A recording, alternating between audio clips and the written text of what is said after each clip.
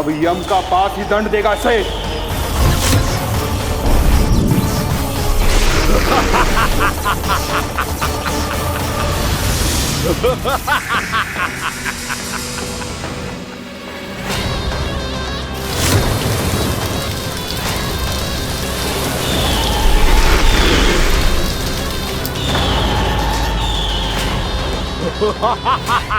तूने जल की धार को भले ही काट दिया हो दुष्ट, पर हिम में धार नहीं होती। अब मेरी हिम शक्ति तुझे जमा कर नष्ट कर देगी।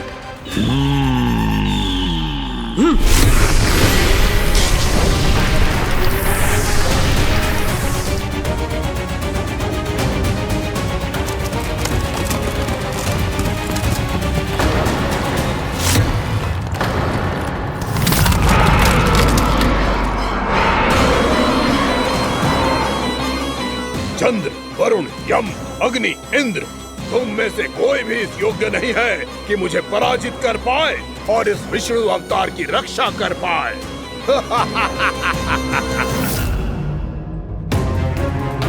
इस असुर को देवता कुछ ना बिगाड़ पा रहे हैं।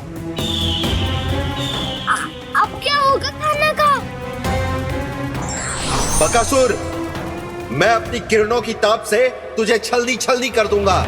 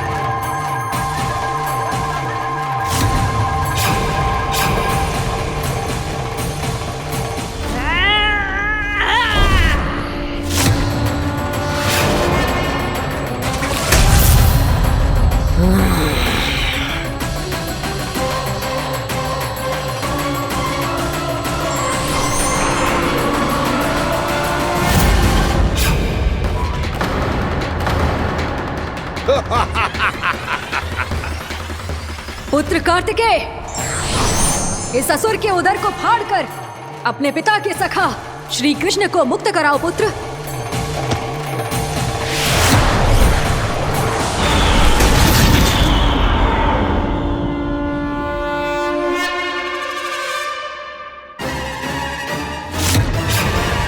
मैंने कहा था, तुम में से कोई भी मेरा बाल भी बांका नहीं कर पाएगा। तुम देवताओं का तो सामर्थ्य ही क्या, स्वयं देवों के देव महादेव भी मेरा कुछ नहीं बिगाड़ पाएंगे। कृष्ण को अपने उदर में ही पचा जाऊंगा मैं।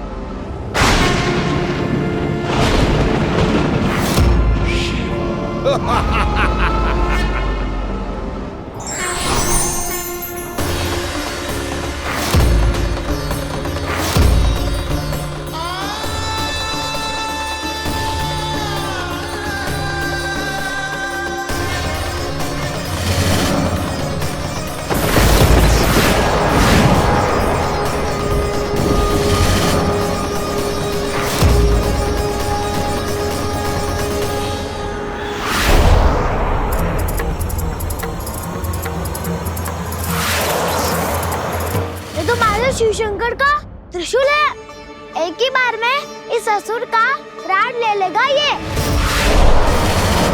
हाँ, महादेव का त्रिशूल।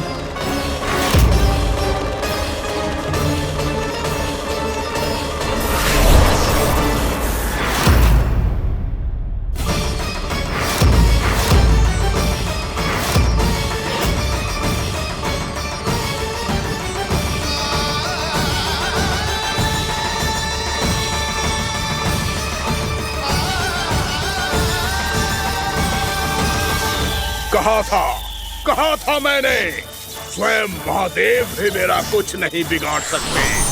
अजय हूं मैं, अजय।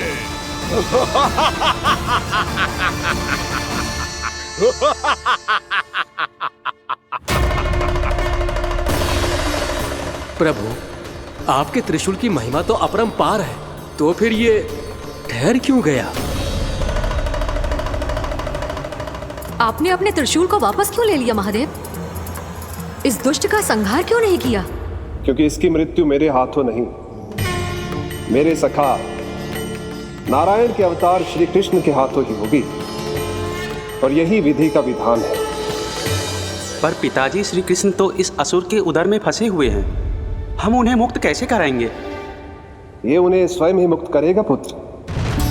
श्री कृष्ण अपने अपमान से क्रोधित नहीं होते, पर अपने भक्तों का अपमान वो क्षण भर भी सहन नहीं कर पाते। वकासुर यही भूल कर रहा है, हम सबका निरंतर अपमान करके वो उन्हें क्रोध दिला रहा है। वो ये नहीं जानता कि शीघ्र ही उन्हें अपने उदर में रख पाना उसके लिए असंभव हो जाएगा।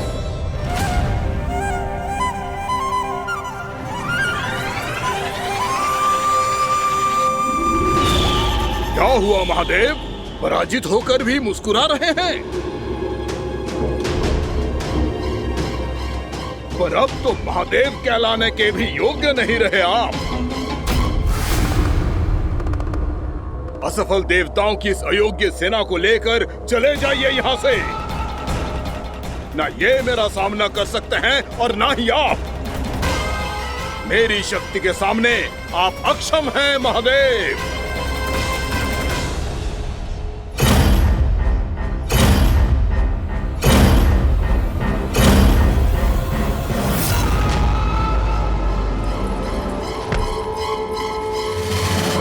सुधा, जिस दुष्ट ने मेरे लल्ला को निगलो है ना, भीतर से जलेगो, छटपटाएगो, पीड़ा से कराएगो। जिस दुष्ट ने मेरे लल्ला को निगलो है ना, भीतर से जलेगो, छटपटाएगो, पीड़ा से कराएगो। ये क्या हो रहा है मुझे?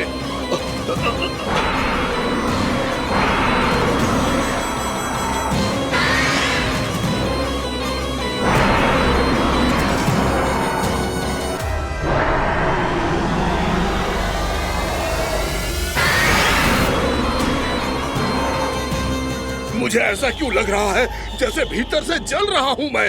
ये क्या हो रहा है मुझे?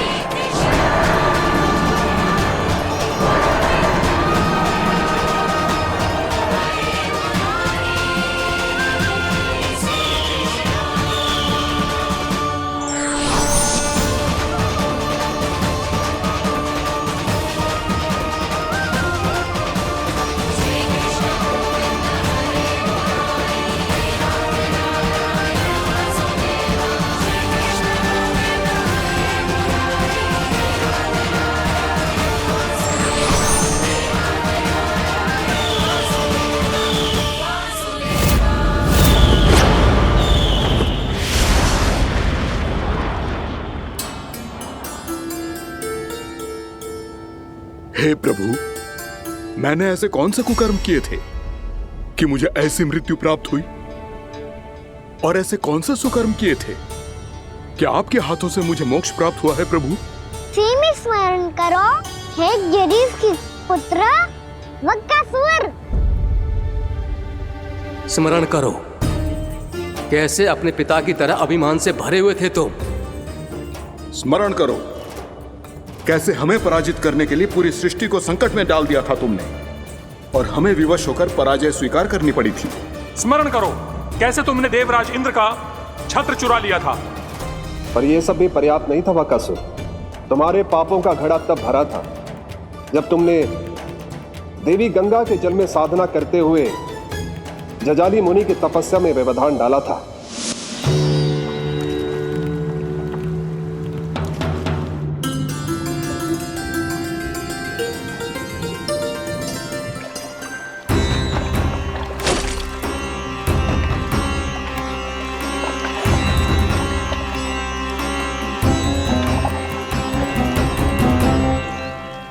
रुक क्यों गए चालक? नौका को आगे की ओर ले चलो। आगे बढ़ना उचित नहीं होगा महाराज। यहाँ से कुछ ही दूरी पर जालजली मुनि तपस्या कर रहे हैं। तो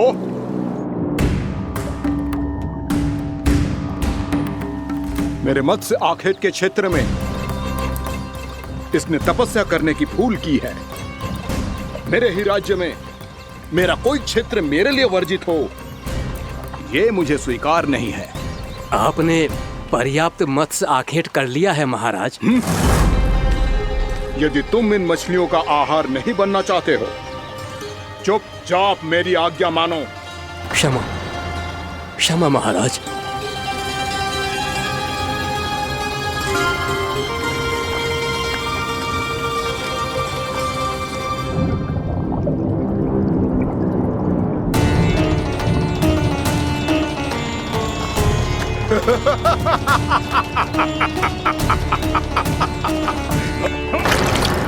मुनिवर, रक्षा कीजिए, रक्षा कीजिए मुनिवर। हमारे प्राण बचाइए मुनिवर, मुनिवर हमारे प्राण बचाइए।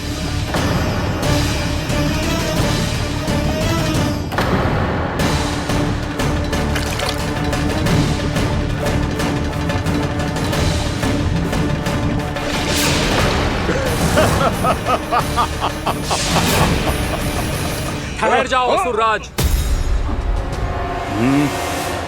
इन मछलियों को हानि ना पहुंचाओ। क्यों मुनि? अब मछलियां पकड़ने के लिए मुझे तुमसे आज्ञा लेनी पड़ेगी। तुमने तपस्या करने से पहले किससे आज्ञा ली थी?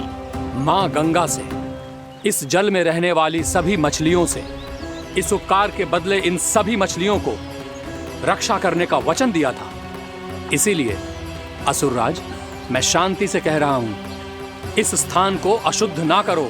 चुपचाप यहां से चले जाओ, नहीं तो इसका परिणाम अच्छा नहीं होगा।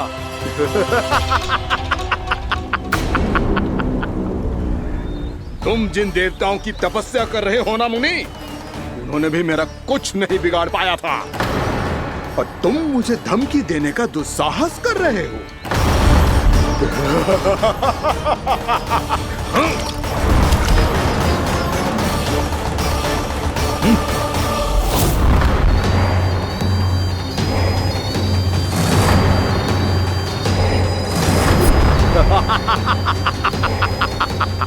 मूर्ख, विचारों से तो तू राक्षस है ही, और स्वभाव से उस बगुले की तरह है जो भूख ना होने पर भी उन निर्दोष मछलियों को आहार बनाता रहता है।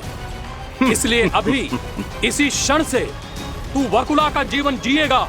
ये मेरा श्राप है, ये मेरा श्राप है।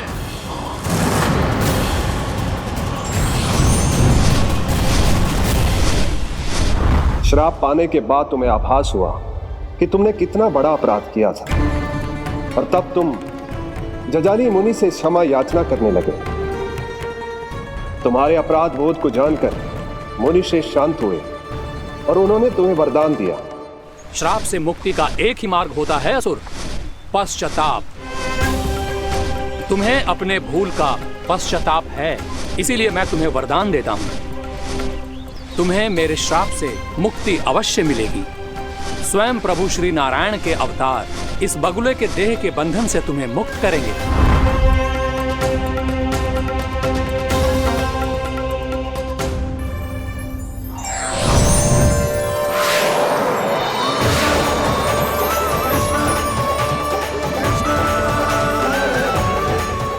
हम स्वीकार करें प्रभु।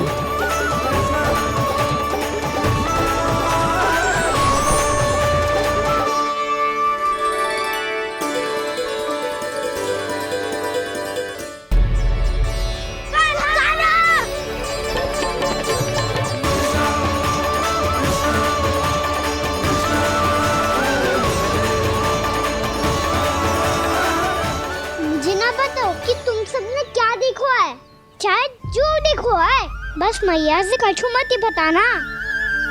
कान्हा!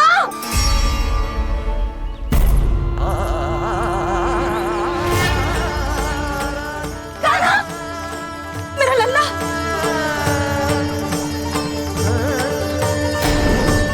भानु बता रहा था तुझे कोई असुर पंछी निकल गया था। हाँ?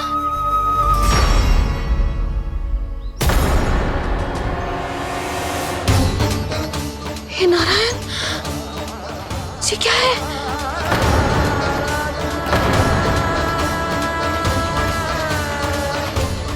ये सब कैसे हुआ लल्ला? हाँ? कोई बताएगा मुझे ये क्या है?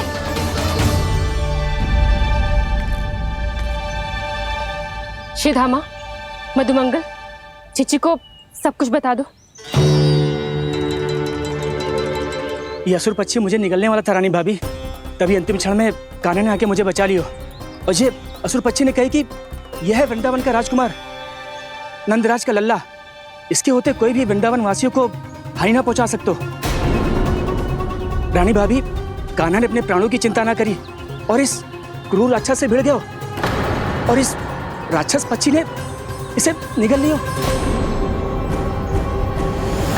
इतना पर्याप्त है भोला काका, सब कुछ बताने की आवश्यकता नहीं है।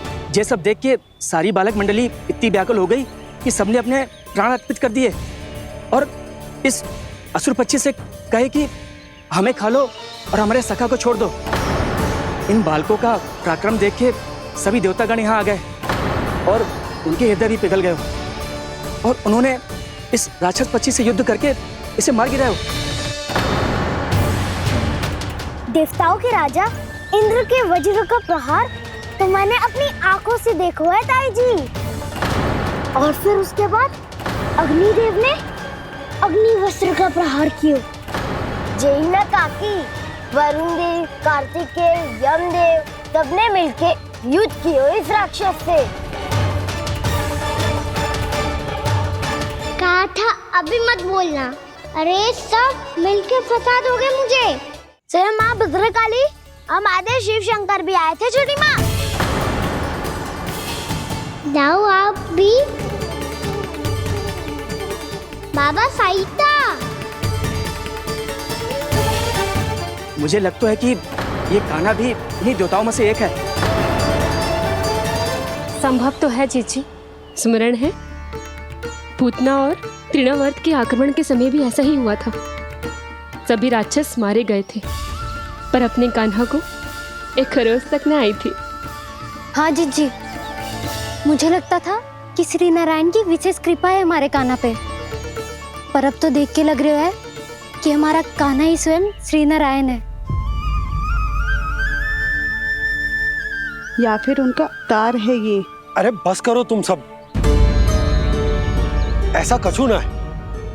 अरे जितनी बात सुनी है उससे तो यही लग रहा है कि कान्हा देवताओं और असुरों की युद्ध के बीच में फंस गया था। उसका इस सब से कोई लेना देना ना है। तो फिर इसके तन पे एक भी खरोच क्यों ना आया नंदराज? हाँ,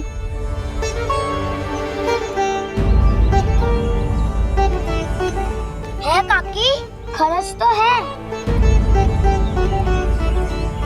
दिखा लल्ला। भैया बात पीड़ा आ रही है, कुछ करो ना। चिकोपिया भी ना अति करती है। श्री नारायण का अवतार हो तो इतनी तनिक सी खरोच पे ऐसे रो तो क्या? बस बहुत होगा। अब तो तुम सबने सीमा ही पार कर दी है। कभी से श्री नारायण बुलाते हो, कभी श्री नारायण का अवतार।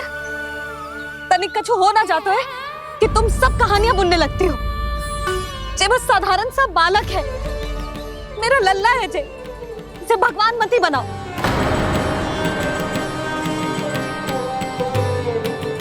और तू क्या आवश्यकता थी तुझे यहाँ आने की?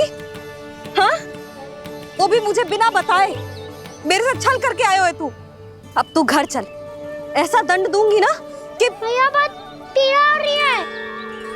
मैया बहुत पीड़ा हो रही है मैया। हाँ नन्ना, तू घर चल, मैं तुझे औषधि लगा दूंगी। हल्दी का लेप लगाऊंगी ना, झट से ठीक हो जाएगा। चल चल।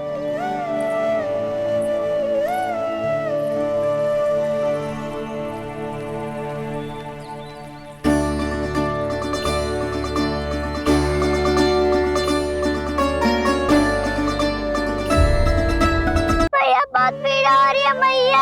हाँ नन्ना, तू घर चल, मैं तुझे औषधि लगा दूंगी। हल्दी का लेप लगाऊंगी ना, झट से ठीक हो जाएगा। चल चल।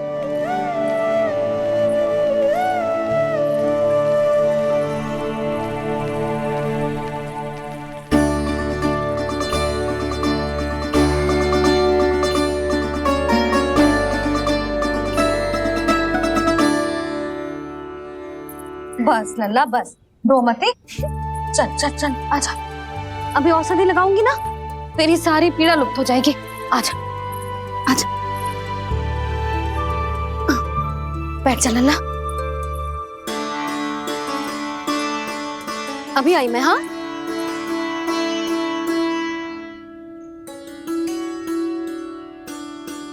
मैया।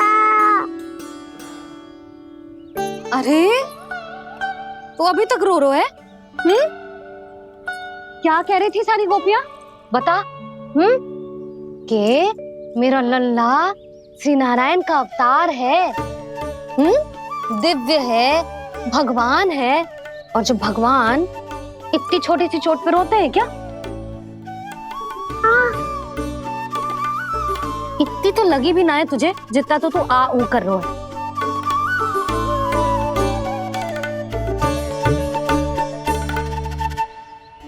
आओ ना, करूंगो।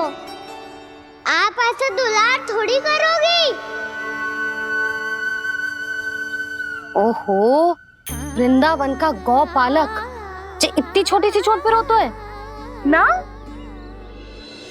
गोप बालकों का मुखिया इतनी छोटी सी चोट पे रोता है।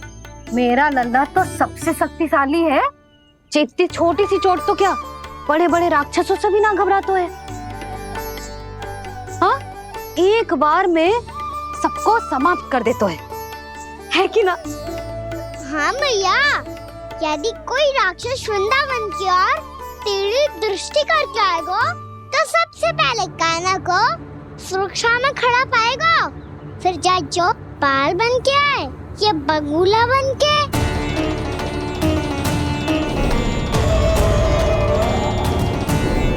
ना लल्ला, सोचो भी मती। वृंदावन की सुरक्षा करना तेरा दायित्व ना है। तुझे और कोई संकट का सामना करने की आवश्यकता ना है। अभी तो मेरी पीड़िता का हरण कर रही थी, अचानक से क्या हो गया मैया को? कोई आवश्यकता ना है तुझे ऐसे संकटों का सामना करने की। आने दे आज तेरे बाबा को, सीधा सीधा बोल दूंगी। बहुत हो गए उनके तर्क वितर्क। मेरा फूल सा लल्ला वन में अकेले गौचारण के लिए ना जाए को। आज बगुले ने निकल लियो, कल कछु और हो जाए तो? नारायण ना करे, कहीं कछु ऊंच नीच तुझे कछु हो जाए तो? मैं तो जीते जी मर जाऊंगी।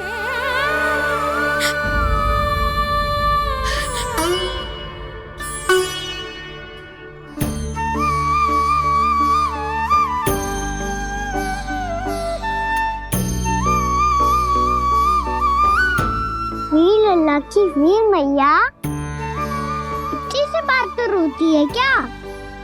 क्या करूं कान्हा, तुझे ऐसे बार बार संकट के मुंह में जाते हुए ना देख सकती मैं। तो फिर मैया मैं वचन देता हूँ, आज के बाद मैं गौचारण के लिए तभी जाऊंगा जब आप आज्ञा दोगी। पक्का? छल ना करेगा ना मेरे साथ? मैंने कब छल करो मैया? अच्छा ठीक है, ना करूँ छल। यदि आपसे पूछे बिना बाहर निकलो तो तो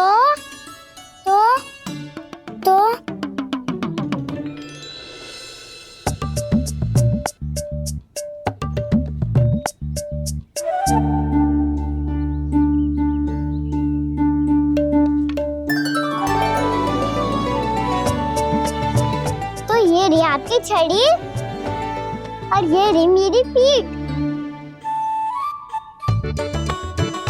ठीक, बिना तापर तोड़।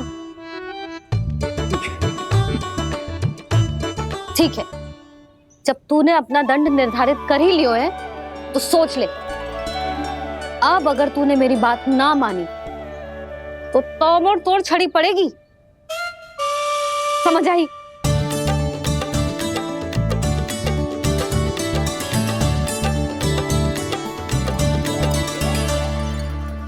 अच्छा ही है कि कान्हा कुछ दिन घर ही रहे। आज वन में जो हुआ है अवश्य कंस ने ही करवाए हुए वो सब।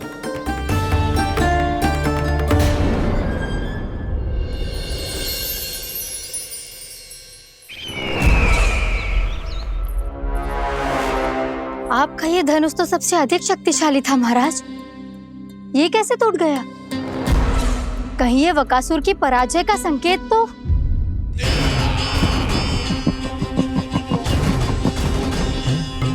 प्राप्ति, लगता है तुम्हें शुभ समाचार मिला नहीं। उस बकासुर ने उस विष्णु अवतार को जीवित ही निगल लिया है। अरे अब तक तो उस नन्हे से बालक को पचा भी चुका होगा वो। उसके तन में रक्त बनकर वो विष्णु अवतार और उसकी शक्तियां दौड़ रही होंगी। क्षमा कीजिए महाराज। क्षमा कीजिए, इस अशुभ से मुख से शुभ समाचार आने दो। माथे के बल को ढीला करो, चेहरे पर मुस्कान लाओ और कहो, महाराज, वृंदावन में मातम फैल चुका है। मैं ऐसा ही करता महाराज, यदि सूचना सत्य होती तो।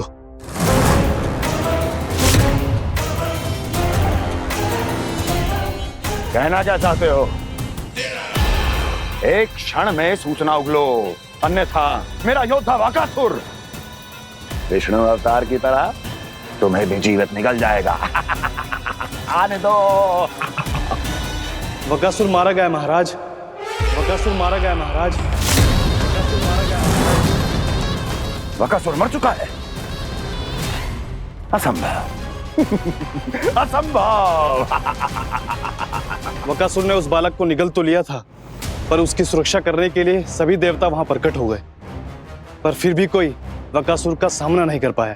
और फिर क्या हुआ? वो बालक स्वयं ही बकासुर के उदर से बाहर आ गया और उसकी चोंच तोड़कर उसकी हत्या कर दी।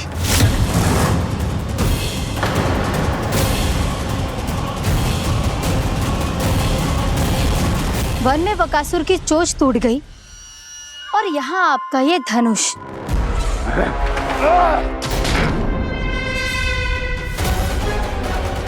केवल नहीं टूटा तो आपका ये भ्रम महाराज।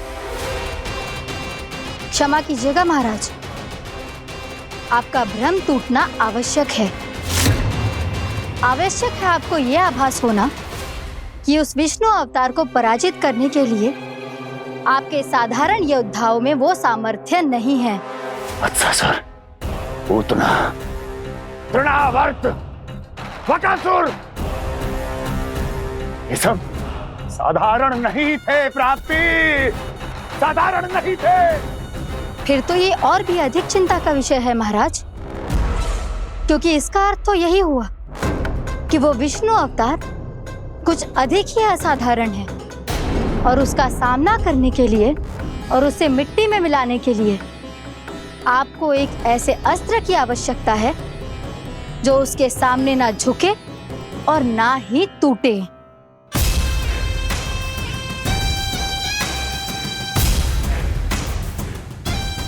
तो फिर मैं ऐसा ही अस्त्र ढूंढूंगा, चाहे आकाश पाताल एक क्यों ना करना पड़े मुझे। 10 दिशाएं 14 भुवन क्यों ना नापने पड़े मुझे, मैं उस असतर को अवश्य ढूंढ निकालूंगा जो उस विष्णु अवतार के प्राणों की डोरी इस धनुष की तरह तोड़ सके।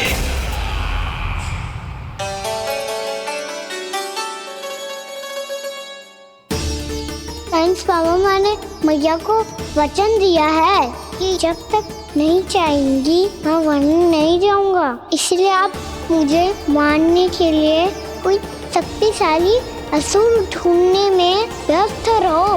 कुछ दिन तब तक मैं व्यस्त रहूंगा अपनी मैया की सेवा करने में।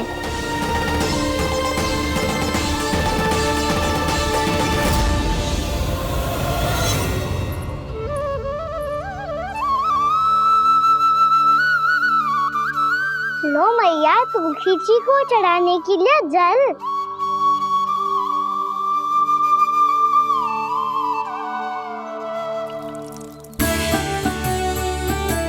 लो मैया, और आटा।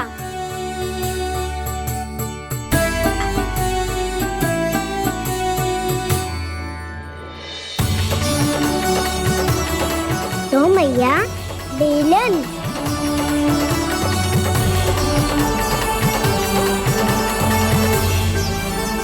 ले, तनिक खा ले। ओ मैया, भूख ना लगी है। बिना भूख के खाने से क्या लाभ? और तेरा जब पेट तो कह रहा है कि उसे भोजन चाहिए, और लाभ कैसे ना लल्ला? भोजन का लाभ है ना, तन को पोषण मिलेगो, स्वास्थ्य बनेगो, जे तेरी भुजाओं में शक्ति आ जाएगी ताऊ के जैसी, ताऊ से भी अधिक। तेरे जे केस भी लंबे हो जाएंगे। सच्ची मैया? सच्ची। माप के देख लियो नित्य दिन। तनिक खा।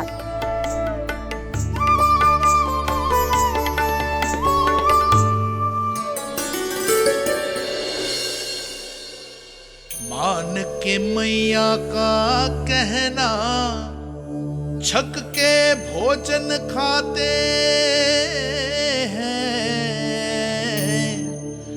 नित्य मापते भुजा केश, पर ज्यों का त्यों ही पाते हैं।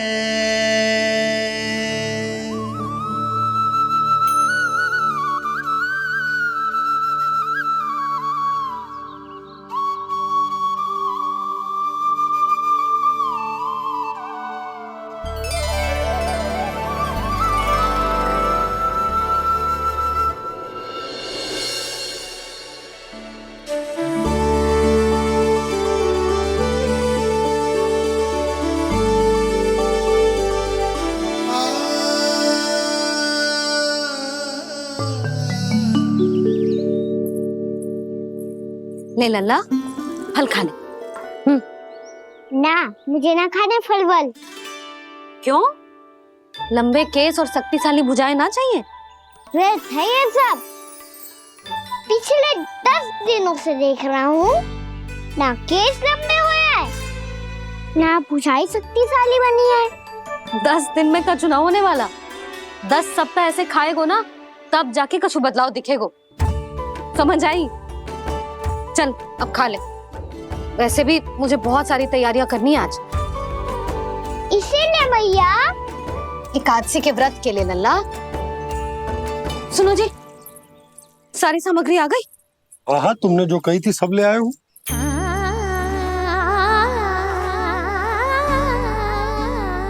इसमें नारियल तो है ही ना, उसके बिना मैं एकादशी की पूजा कैसे करूंगी? यशोदा, मैंने भोला से कह दिया, वो लेकर आते ही होगा। घबराओ मत। कैसे ना घबराओ जी, आपको पता है ना एकादशी का व्रत मेरे लिए कितना महत्वपूर्ण है। पता है। अरे इसमें तो दिए भी ना है। दिए ना है? अब मैं अभी लेकर आता हूँ। आप रहने दो, मैं ही लेके आती हूँ। भक्त भोला राम के यहाँ से है। भक्त भोला राम?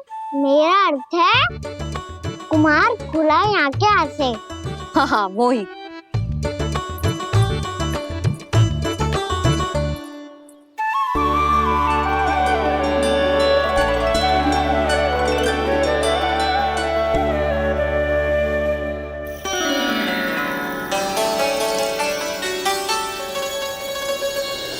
श्री हरि, श्री हरि, मेरे श्री हरि।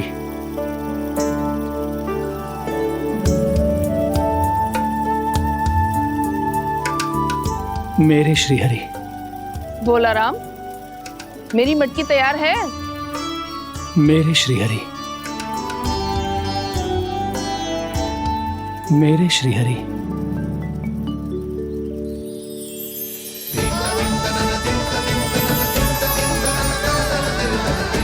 भोला राम,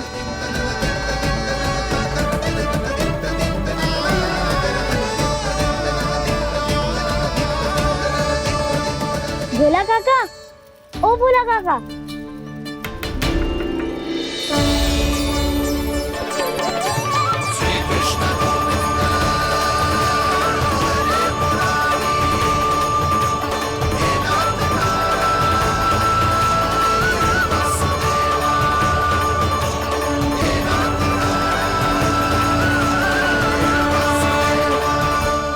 अरे श्री हरि प्रसन्न हो गए। मेरे श्री हरि आ गए, मेरे भगवान आ गए। मेरे श्री हरि आ गए, मेरे भगवान आ गए। मेरे श्री हरि आ गए, मेरे भगवान आ गए। मेरे श्री हरि आ गए, मेरे भगवान आ गए। मेरे भगवान आ गए, मेरे घर मेरे भगवान आ गए।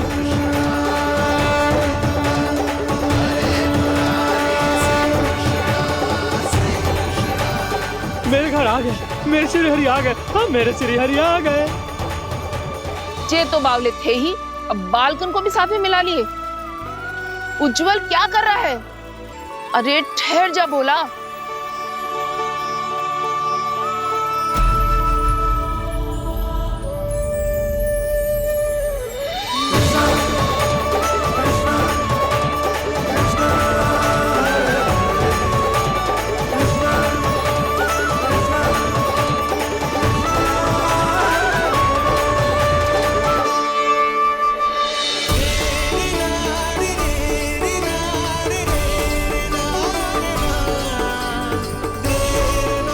प्रेम से बुलाओ, आएंगे हरि भी।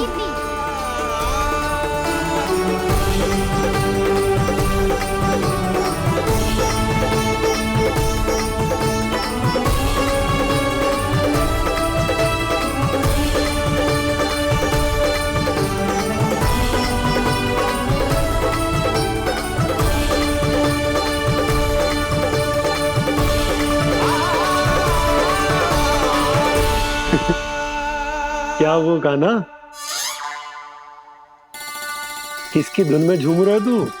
निर्मल निशा भक्ति की धुन में।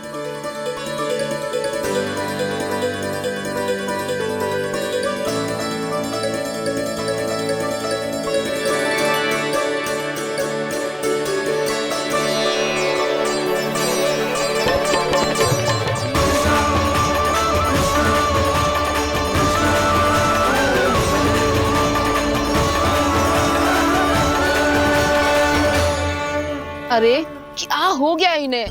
बावले हो गए हैं क्या? ठहरो, कोई आवश्यकता ना है ऐसे बावलों की तरह नाचने की।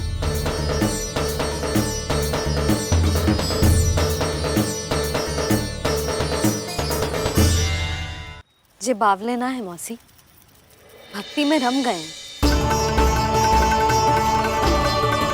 बस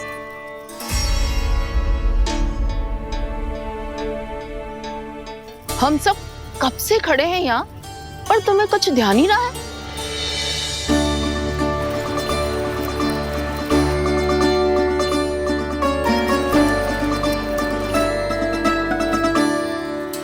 नाच गाने में ऐसे मगन हुए कि हमें देखा भी ना। मुझे नाचते हुए देख मेरे श्री हरि को इतना आनंद आ रहा था कि मैं अपने आप को रोक नहीं सका। और वैसे भी मेरे जन्म का एकमात्र उद्देश्य है श्री हरि की सेवा करना, श्री हरि को प्रसन्न करना। तुम बावले हो भोला राम, या हमें बावला बना रहे हो? श्री हरि और तुम्हें देख रहे हैं? हाँ, अभी वो यहीं थे, देख रहे थे।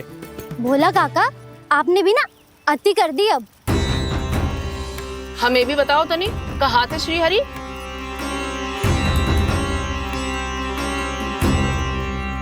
ना जाने अपना उपहास करवाने में क्या आनंद आता है इन्हें। देखो, अब तुम सच मानो या झूठ, लेकिन हमरे श्रीहरि यहीं थे, इसी चाक पर अभी। हाँ, लो सुन लो इस मूर्ख की बात। श्री हरि को और कोई स्थान ना मिलो जो इसके मिट्टी के चाक पे आकर बैठेंगे। श्री हरि को और कोई स्थान ना मिलो जो इसके मिट्टी के चाक पे आकर बैठेंगे। श्री हरि को और कोई स्थान ना मिलो जो इसके मिट्टी के चाक पे आकर बैठेंगे।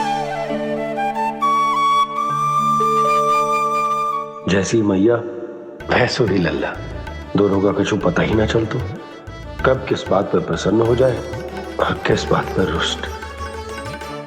अरे मैं भला असत्य क्यों बोलूंगा? अभी अभी यही थे श्रीहरि। हाँ,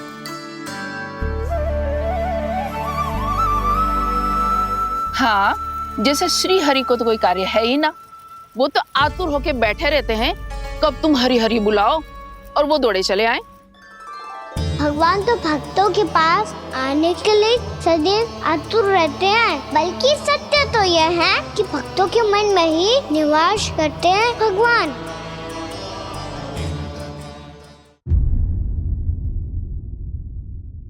अरे मैं भला असत्य क्यों बोलूंगा? अभी अभी यही थे श्रीहरि। हाँ,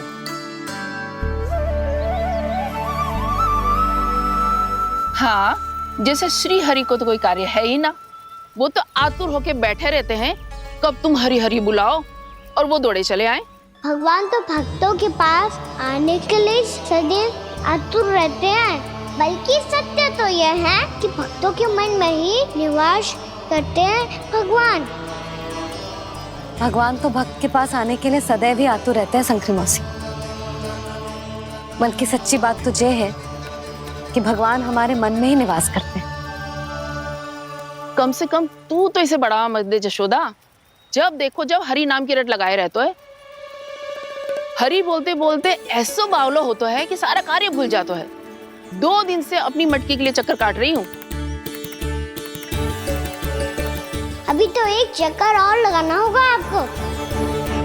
आपकी मटकी तैयार हो गई है, अभी लाता हूँ।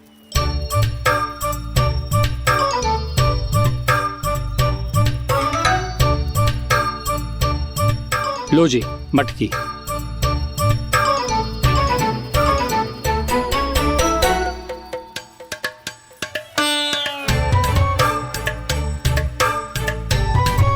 इस कच्चे मटके का क्या करूं मैं? हाँ? पर इसे तो मैंने भट्टी में पकाया था। अब तू ही देख ले कितना ध्यान रहता है इस कार्य पे। और कह तो है कि श्री हरि आते हैं इससे मिलने। हाँ, आते हैं और आगे भी आएंगे हमारे श्रीहरि हमसे मिलने। और आके मोक्ष देंगे, है ना? मांगूंगा तो मोक्ष भी दे देंगे, मांगूंगा तो मोक्ष भी दे देंगे, मांगूंगा तो मोक्ष भी दे देंगे। अभी तो ये बता कि तू मुझे मेरी मटकी कब देगो? और मेरी मांग कब पूरी करोगे भोला राम जी? मेरो घड़ा मेरे दिए तो तैयार है ना? कल एकादशी की पूजा और व्रत के लिए। एकादशी का व्रत? हाँ, एकादशी का व्रत। इसे करने से श्री हरि बहुत प्रसन्न होते हैं। अच्छा, फिर तो अभी लाया।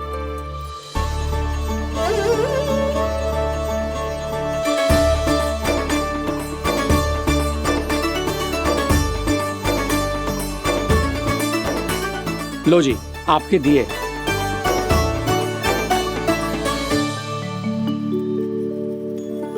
और जो हमने मांगा है वो? बाकी सब शेष द्वादशी के दिन मिलेगा, क्योंकि कल मैं भी एकादशी का व्रत रखूंगा, क्योंकि कल मैं भी एकादशी का व्रत रखूंगा, क्योंकि कल मैं भी एकादशी का व्रत रखूंगा।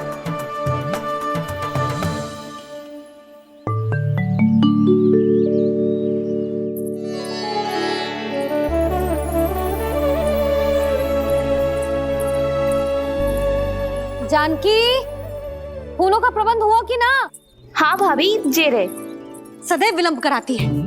पर भाभी इस बार तो फूल समय से ही लाई थी। क्या हुआ जशोदा? अभी तो पूजा की तैयारी ना हुई? देखो ना मौसी, ये जानकी ना कुछ छूट ही जाता है इसके कारण। एकादशी की पूजा और व्रत आते ही जसोदा भाभी इतनी वग्र हो जाती है। ऐसो क्या होगा इस पूजा में?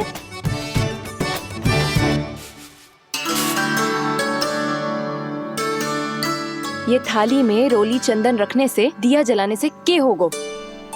आपको पता भी है एकादशी का व्रत क्यों रखते हैं? क्या महत्व है इसका? लो, जे तो मैं जसोमती रानी से पूछना भूल ही गया।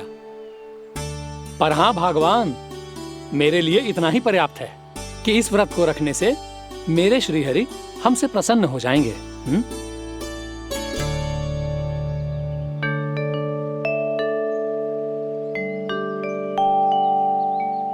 नारायण ही जाने ऐसे कैसे पूजा करते हैं जे श्री हरि की एक मूर्ति तक ना है इनके पास।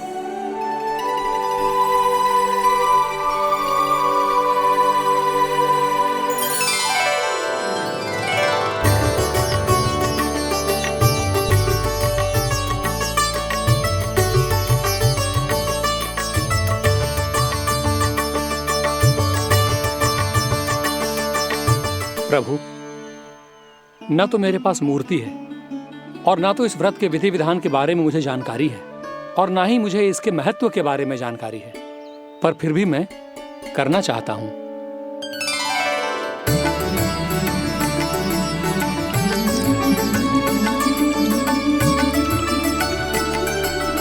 इसीलिए मैं दृढ़ संकल्प लेता हूं,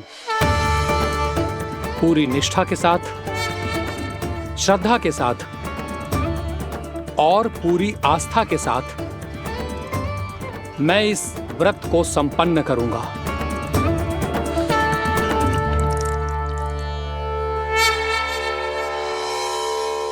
हम संकल्प लेते हैं कि एकादशी के व्रत को पूरी निष्ठा के साथ संपन्न करेंगे।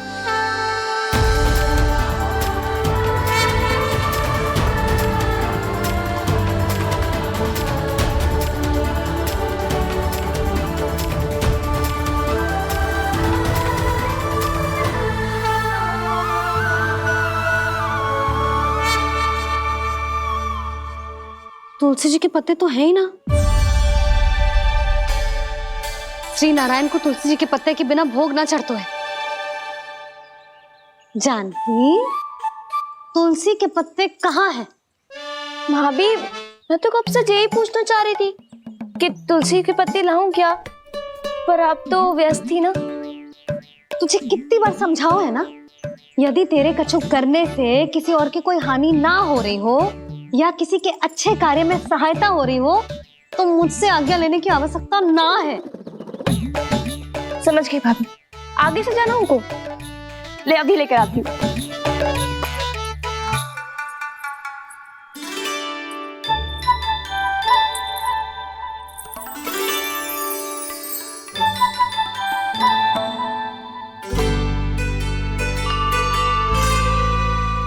ताऊ, आपने पहले ये व्रत करो है?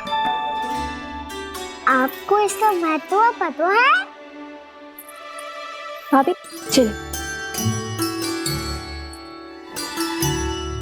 जानकी, तुमने ये व्रत करो है? फिर तुमको इसका महत्व पता है? सुमति जी, आपको पता है इसका महत्व? कान्हा, क्यों तंग कर रहे हो सबको? मैया, सबने करो ये व्रत, मुझे भी करना है।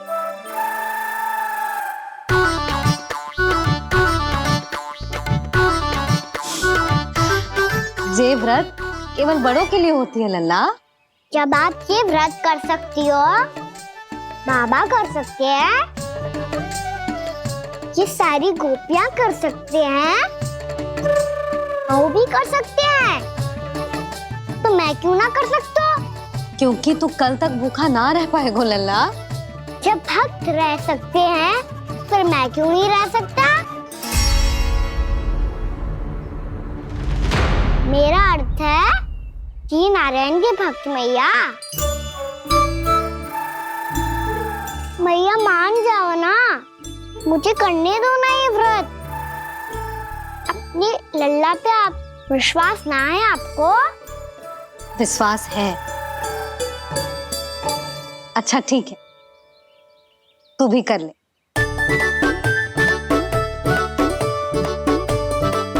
पर मैया व्रत की कथा तो सुनाओ, मैं तो अबध हूँ ना। मुझे कैसा पता चलेगा कि ये व्रत करते क्यों हैं?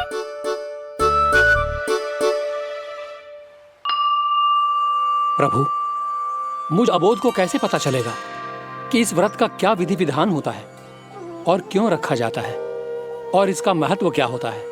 मुझे तो आप ही बता सकते हैं प्रभु। जब व्रत कर रहे हैं तब उसका महत्व भी पता होना चाहिए ना। बताओ ना मैया, क्यों रखते एकादशी का व्रत? इसके लिए तो तुझे एकादशी की कथा सुननी होगी। सुनेगो ना?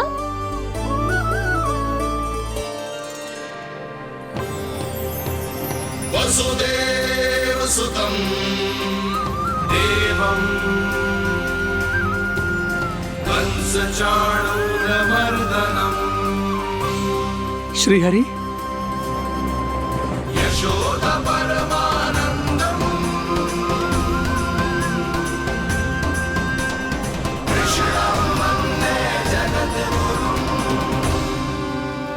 वाह प्रभु, अपने भक्तों को एकादशी व्रत का महत्व समझाने का अच्छा उपाय खोज निकाला है आपने।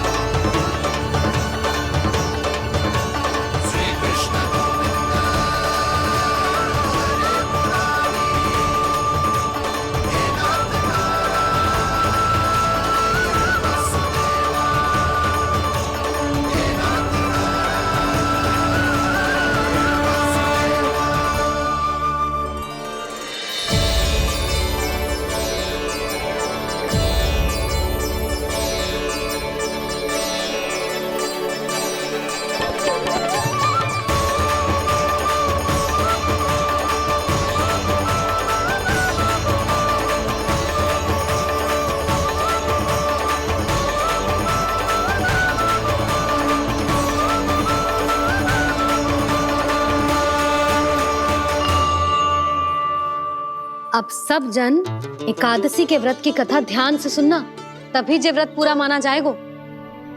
समझो लल्ला?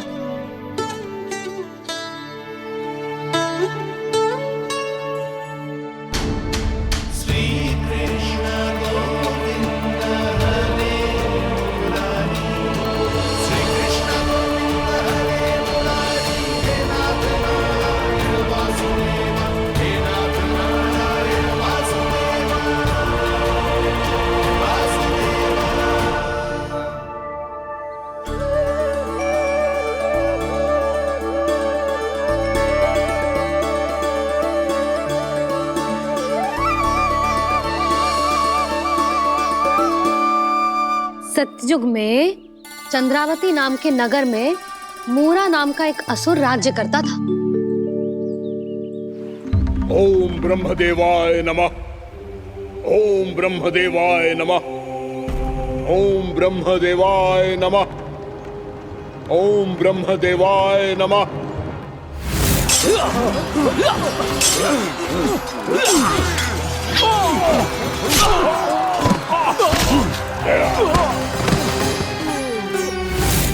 ओम ब्रह्मदेवाय नमः। ओम ब्रह्मदेवाय नमः। जब उसने देवताओं के हाथों असुरों की पराजय देखी, तब वो वरदान पाने के उद्देश्य से ब्रह्मा जी की तपस्या करने चला गया।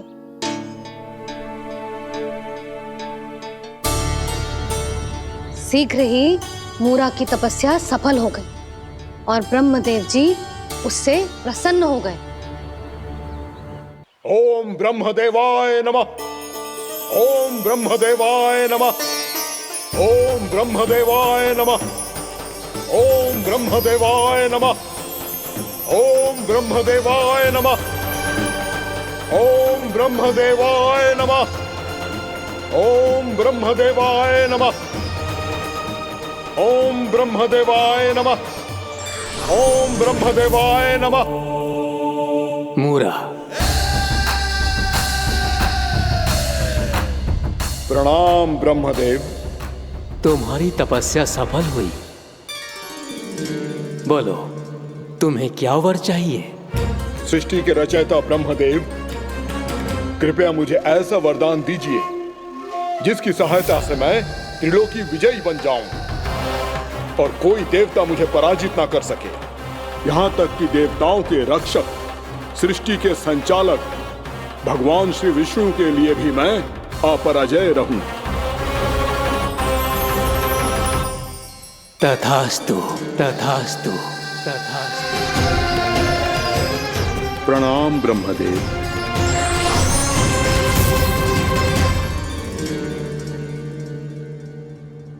ऐसा वरदान पाकर मूरा बहुत अभिमानी होगा। यक्षों, किन्नरों, यहाँ तक कि देवताओं को भी युद्ध के लिए ललकारने लगा, पर किसी ने भी उसकी ललकार को स्वीकार ना करो, क्योंकि सभी उसकी शक्ति से बहुत भयभीत थे और उसके सामने युद्ध किए बिना ही अपनी पराजय स्वीकार करने लगे। और फिर दंभ में आके उसने स्वर्ग लोक पर भी आक्रमण कर दिया और देवराज इंद्र तक को चुनौती दे डाली।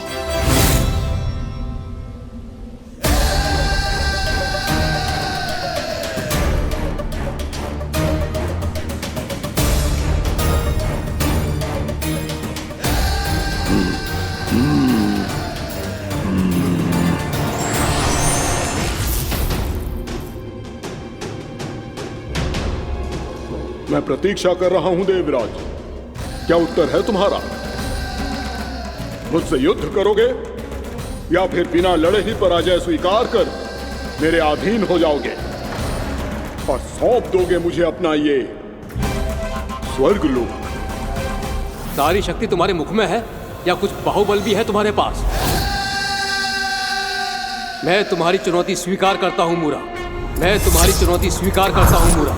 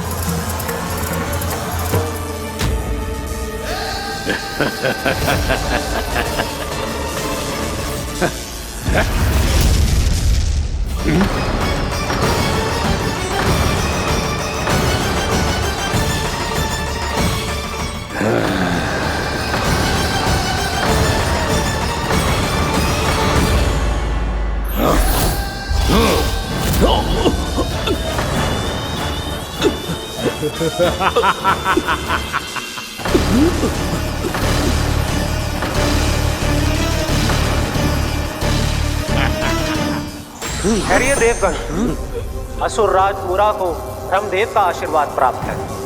आप में से कोई भी इन्हें पराजित नहीं कर पाएगा।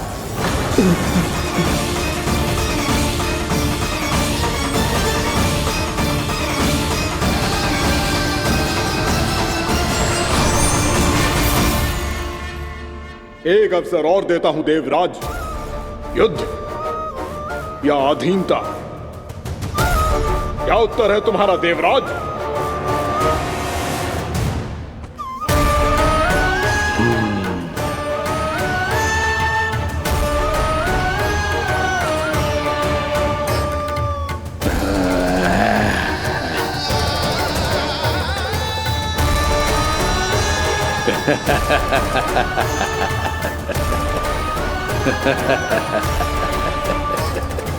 इंद्र और सभी देवताओं ने मूरा के आतंक में आके उससे भयभीत होके अपना सिंहासन छोड़ दियो।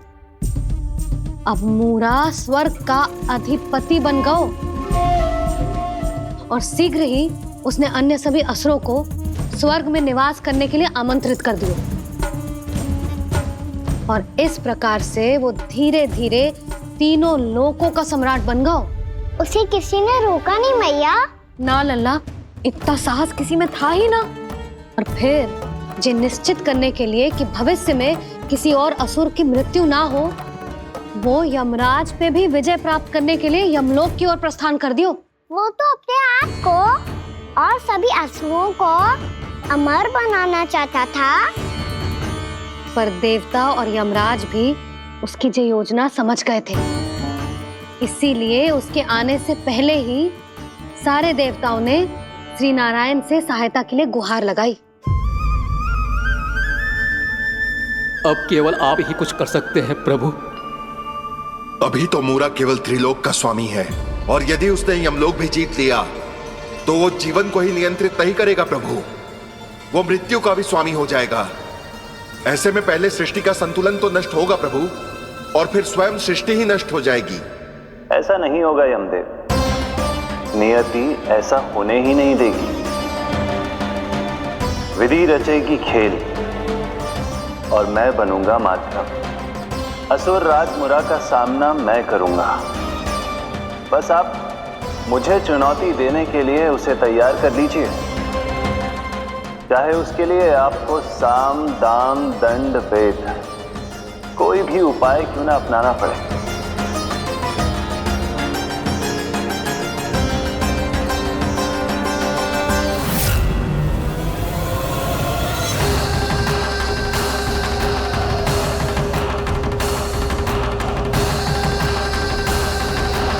आप तो मेरी प्रतीक्षा में पहले से ही खड़े हैं यमदेव। तब तो आपने मेरी चुनौती के बारे में भी सुना ही होगा। कहिए, क्या उत्तर है आपका? मेरा स्वागत करके अपना राज्य त्यागेंगे या मेरा सामना करके अपने प्राण? असुर राज मुरा का सामना मैं करूंगा।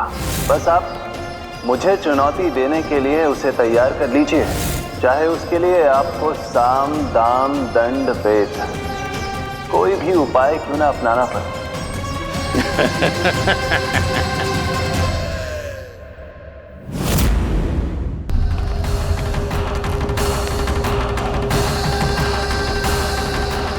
आप तो मेरी प्रतीक्षा में पहले से ही खड़े हैं यमदेव।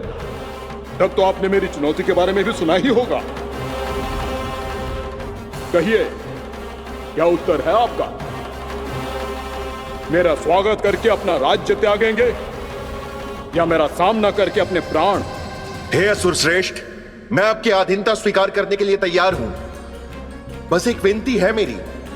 शर्त को विनती का नाम देकर पहलाना चाहते हो मुझे यमराज? असुर राज मूरा के सामने शर्त रख पाओ, इतना सामर्थ्य नहीं है तुम में। इसका आभास है मुझे असुरराज, पर मैं आपकी अधीनता स्वीकार करूं इससे पहले आपको स्वामी धर्म का पालन करना होगा। मेरे पुराने स्वामी के क्रोध से मेरी रक्षा करनी होगी आपको। कौन है तुम्हारा पुराना स्वामी? भगवान श्री नारायण। और छोटी माँ मूरासुर को तो श्री नारायण से भी रक्षा का वरदान प्राप्त था ना? यही तो श्री नारायण की लीला थी बलराम। पर वो राक्षस अपने दम में जे समझ ही ना पाओ कि वो क्या भूल करने जा रहा है। अब पहुंच गो भगवान श्री नारायण को चुनौती देने के लिए।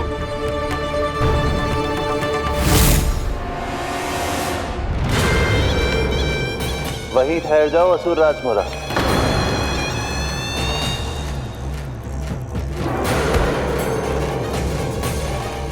यहाँ क्यों आए? आपको पराजित करने और ये वैकुंठ जीतने, ताकि मैं यमलोक का स्वामी बन सकूं। फिर आओ, युद्ध भूमि में मेरा सामना करो।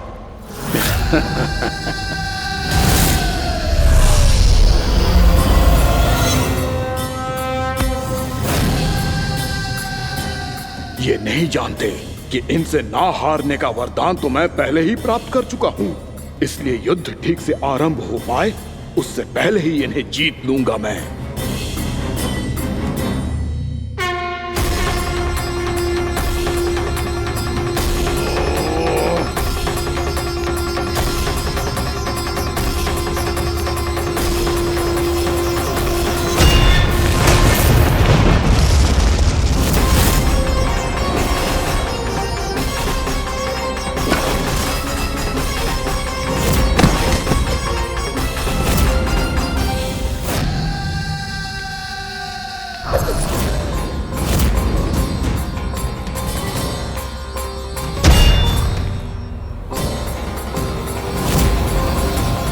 और इस प्रकार ये युद्ध वर्षों वर्षों तक चलता रहो। दोनों योद्धा पूरे ब्रह्मांड में अनेक अस्त्रों शस्त्रों के साथ युद्ध करते रहे।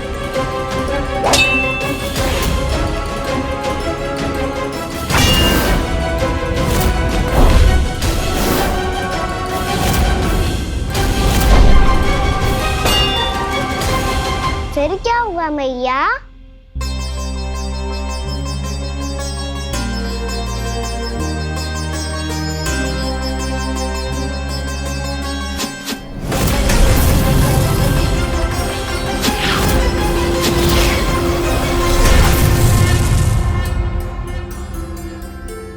उस युद्ध को कभी समाप्त हुआ हो, पर कैसे? शीघ्र ही वो राक्षस थक गौ लल्ला।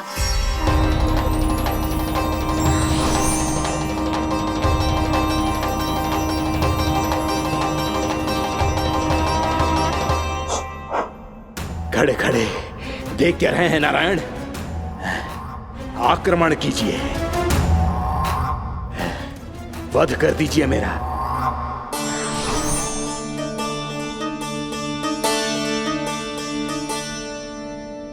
मैं तुम्हारी वीरता से प्रभावित हूं, इसीलिए इतनी थकान की स्थिति में मैं तुम जैसे वीर पर आक्रमण नहीं करूंगा। जाओ विश्राम करो। यदि फिर से युद्ध करने की इच्छा हो तो तुम्हारा स्वागत होगा।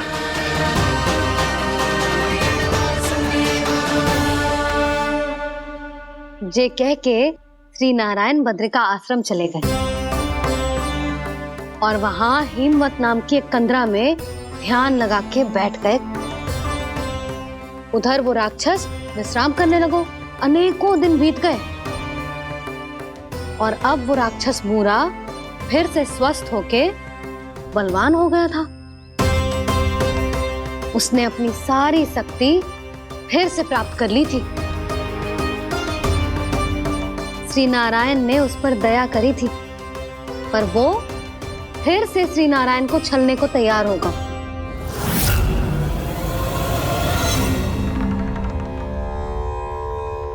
ध्यान में बैठे बैठे श्री नारायण योग निद्रा में चले गए, पर दुष्ट मूरा इसी अवसर का लाभ उठा के उनकी कंदरा में घुस आयो ताकि वो सोते हुए श्री नारायण पे आक्रमण कर सके।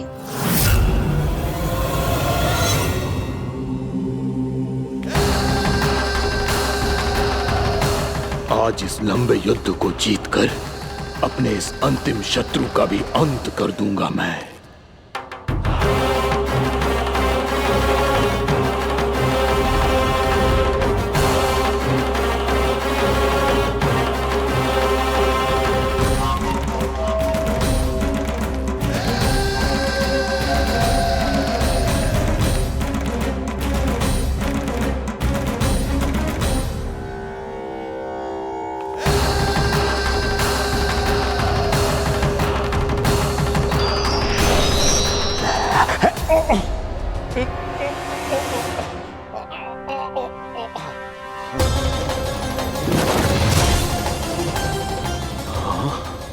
दुष्ट राक्षस,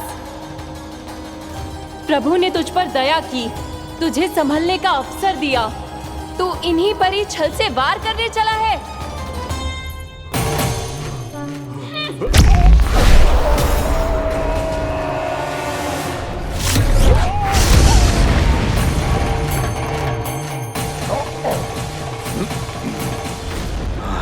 मैं अजय हूँ, मुझे कोई पराजित नहीं कर सकता। ब्रह्मा का वरदान है मुझे।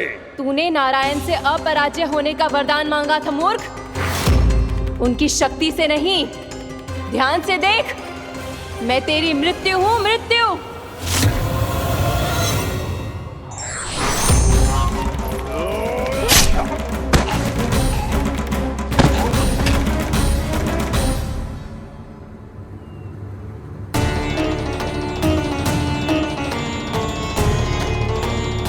वो देवी कौन थी छोटी माँ?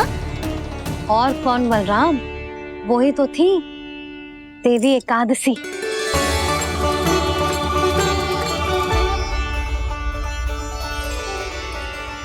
मुझे क्षमा कीजिए प्रभु, आपकी आज्ञा के बिना ही युद्ध करके आपके शत्रु को मृत्यु के घाट उतार दिया। क्षमा नहीं, आपकी तो प्रशंसा होनी चाहिए देवी। असुर राज को मारकर आपने सभी देवताओं को मुक्त करवाया है। इस पापी के अहंकार से तीनों लोकों की रक्षा की है आपने। आप एकादशी की तिथि पर मेरी एकादश इंद्रियों से उत्पन्न हुई हैं। इसीलिए मेरे सभी भक्त आपको उत्पन्न एकादशी के नाम से जानेंगे। सभी तिथियों में आपका स्थान सर्वश्रेष्ठ होगा। जिस तरह आपने राक्षस के आक्रमण से मेरी रक्षा की है, उसी प्रकार एकादशी के दिन व्रत करके जो भी भक्त आपकी कथा सुनेगा, मैं स्वयं उसकी रक्षा करूंगा। जो आपकी पूजा करेगा उसे मेरी विशेष कृपा प्राप्त होगी और उसके साथ साथ उसे मिलेगा धन, सिद्धि और मोक्ष।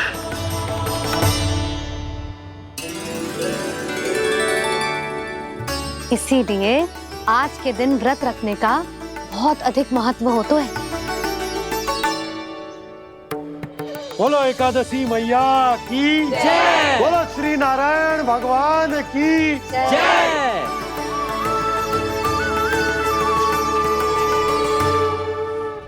प्रभु की कृपा से एकादशी का महत्व भी पता चल गो और मेरा व्रत भी सफल हो गो।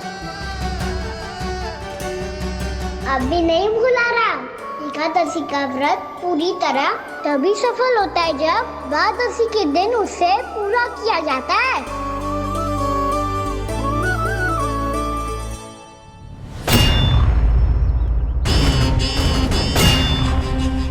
आवश्यक है आपको यह आभास होना कि उस विष्णु अवतार को पराजित करने के लिए आपके साधारण योद्धाओं में वो सामर्थ्य नहीं है।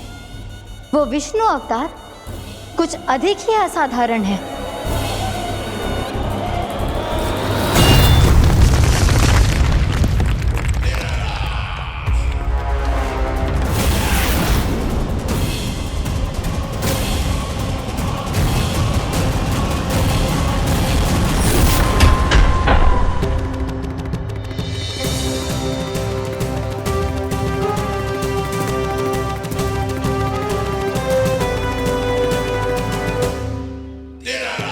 अब मैं दिखाऊंगा उस विष्णु अवतार को असाधारण शत्रु क्या होता है।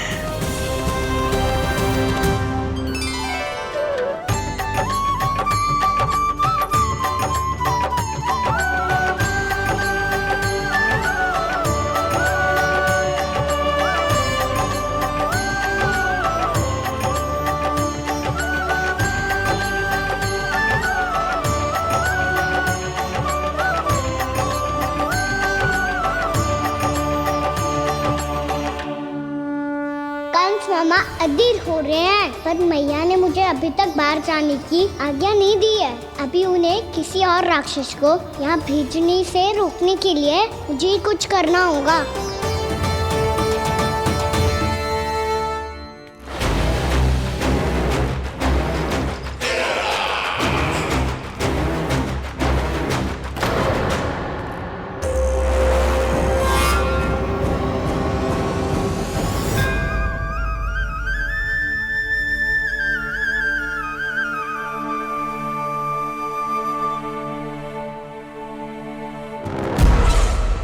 कौन हो तुम? बचपन से ही मुझे मारने का सपना देख रहे हैं, सिर्फ मुझे ही नहीं पहचानते।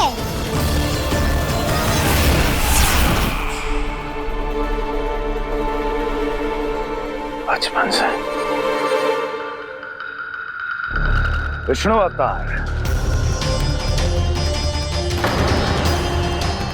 कोई कान्हा बुलाता है तो कोई मुरलीधर पुकारता है, कोई माखन चोर कहता है, कोई कहता है चिच्चोर। पर विष्णु अवतार इस नाम से तो बस आप ही मुझे बुलाते हो मामा जी।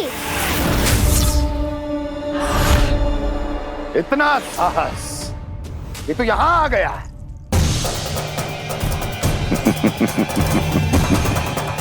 यहां आ तो गया तू विष्णु अवतार, किंतु यहां से जीवित नहीं जाएगा। तेरे शीश को तेरे धड़ से अलग कर दूंगा मैं।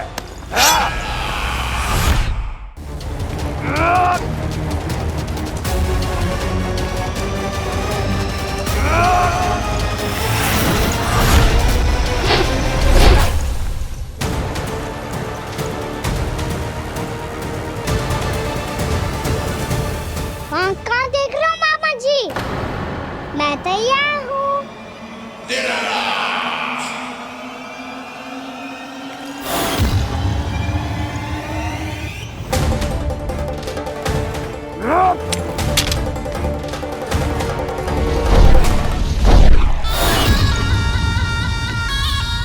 मामा जी, आप सदैव इसी तरह क्रोध में रहते हो क्या?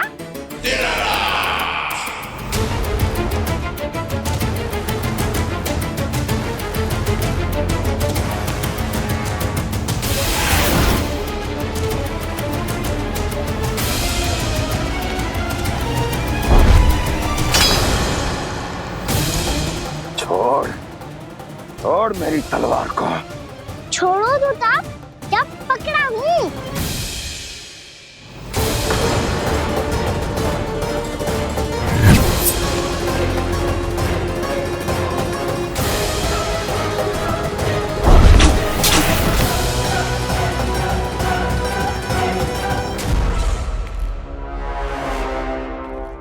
मामा जी,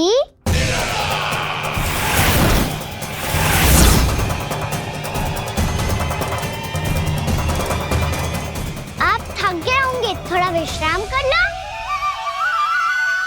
आपका तो पता नहीं, मैं अवश्य थक गया हूँ।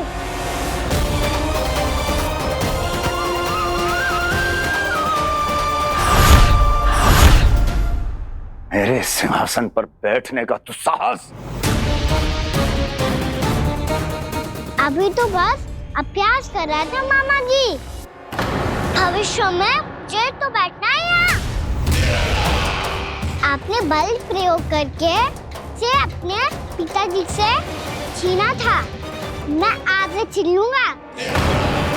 जो छल और बल से लिया जाए वो अधिक समय तक टिकता नहीं है मामा जी।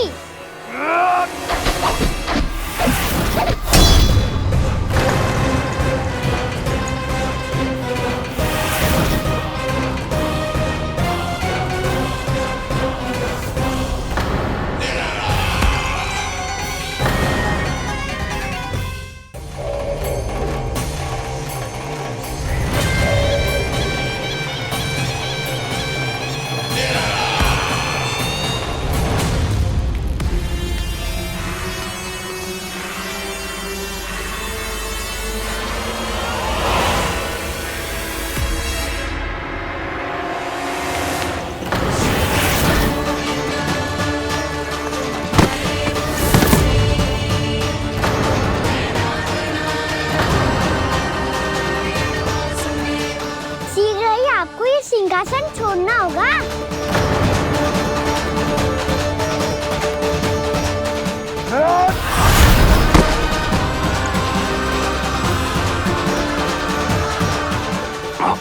वो मेरा सिंहासन छीनना चाहता। वो आ रहा है, वो आ रहा है।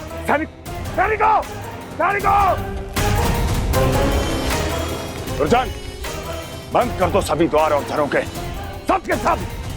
इसकी हर संभावना पर इतना कड़ा पहरा बिठा दो कि ना तो कोई महल के भीतर आ सके, ना तो बाहर जा सके। मुझे महल की चप्पे चप्पे की सूचना चाहिए। जाओ।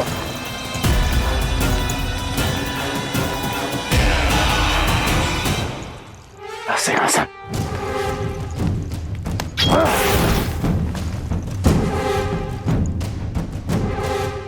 अब आ, दुष्ट मायावी, ए छलिया विष्णु अवतार, मैं कंस तेरी प्रतीक्षा कर रहा हूँ। देखता हूँ मेरे सिंहासन पर कैसे बैठता है तू। मुझे तो बस कुछ समय चाहिए था, वो मिल गया। अब करते रहिए आप प्रतीक्षा।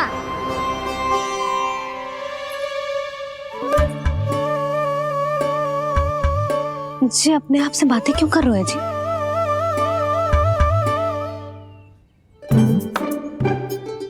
आप मुस्कुरा क्यों रहे हो? ना कचू ना। बताओ क्यों मुस्कुरा रहे हो? तुम्हीं पर गए हैं जी। जब तुम व्रत करती हो तो तुम भी ऐसा ही करती हो। इसी प्रकार भूख अधिक लगने पर अपना ध्यान भटकाने के लिए स्वयं से ही बड़बड़ाती रहती। होगा। आपको तो